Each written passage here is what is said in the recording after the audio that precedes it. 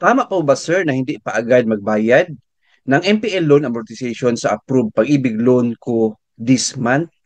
When pala mag-start ang payment? Answer, yes ma'am. Totoo po. Tama po na hindi agad magbayad ng MPL loan amortization if nag-MPL ka this month.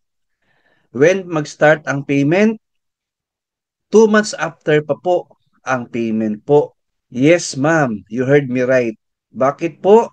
Kasi may 2 months grace period na binibigay si Pag-ibig Fund sa mga Pag-ibig members na nag-MPL. Two thumbs up to Pag-ibig Fund. At least may 2 months pa tayo na grace period na walang deduction. So ang gawin po natin ma'am is inform our HR or payroll in charge na 2 months after pa po yung deduction.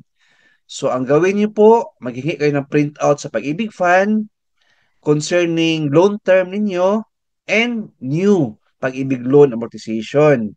Yan po ang ibigay ninyo sa payroll in charge for salary deduction ng Pag-ibig MPL. Yan po, ma'am, ang gawin ninyo. Right? So, hindi pa alam ng iba na ganito pala ang loan term ni Pag-ibig Fund. Opo, kaya ginawa ko ito na content kasi merong nag-comment na agad-agad daw yung deduction ni Pag-ibig Fund sa MPL. Hindi po, ma'am. 2 months after pa po ang start ng payment. Ayan po. So, hindi pa to fake news po. Totoo po ito. Itanong niyo po sa Pag-ibig Fund concerning this and maghingi kayo ng printout. Right? So, thank you for watching.